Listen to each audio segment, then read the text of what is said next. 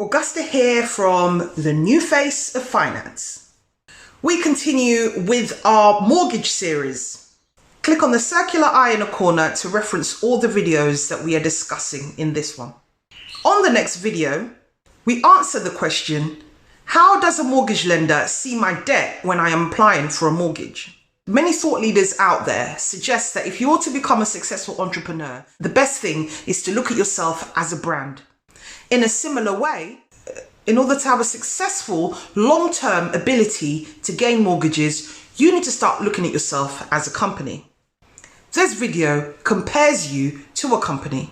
So where a company has a profit and loss statement, you can almost think about your bank statements and your credit file as your personal profit and loss. Similarly, where a company has a balance sheet, both the assets and liabilities that you personally own, whether this is a pension pot or whether this is a range of buy-to-let mortgages, that is your personal balance sheet. The lender wants to ensure that you limited or you incorporated is profitable with a strong balance sheet.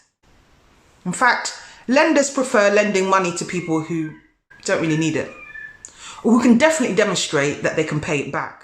Can I get a mortgage if I have a car loan? The video that follows on in the series looks at this question in some detail. In 2009, the government initiated what was known back then as the Mortgage Market Review, which came into enforcement in about 2014. One of the main things it focused on was affordability.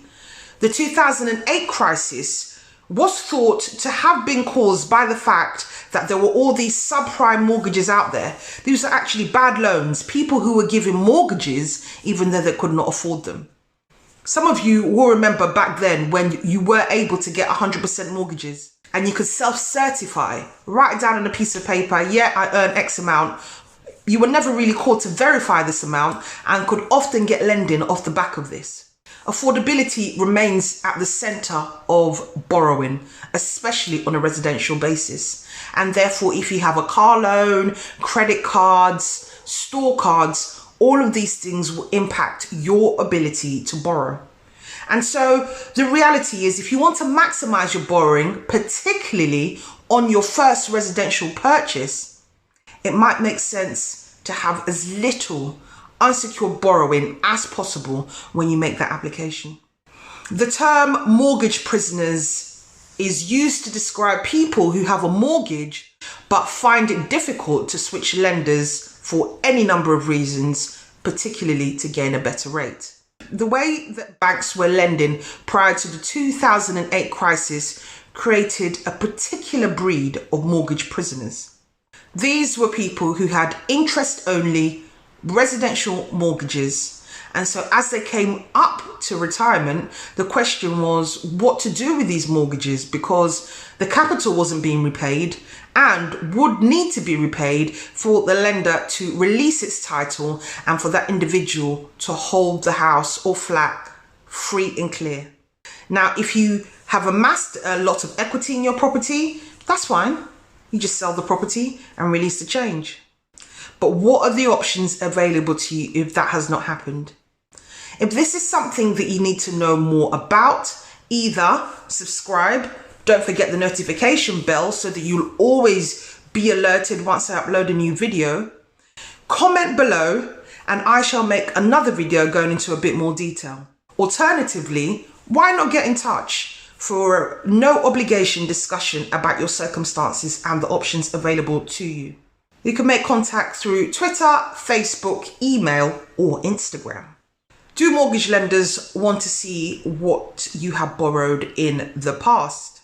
Yes, lenders will want to see that you have some evidence of being able to borrow money, but more importantly, that you can repay these amounts. So whether it's a mobile phone contract or whether it's a credit card that you use and pay off monthly, some kind of credit history will be favorable when you apply for a mortgage. Now, those of you who know Robert Kiyosaki of Rich Dad, Poor Dad fame will know that in his seminal book, he discusses the fact that the house you live in is not actually an asset, it's a liability. This is because he terms liabilities as things that take money out of your pocket instead of putting them into your pocket. So on that description, yes, your residential home is a liability. However, in the UK, particularly in the South, notably in London, we have seen dramatic rises of property values, and therefore, if used correctly, your residential home could eventually become an asset.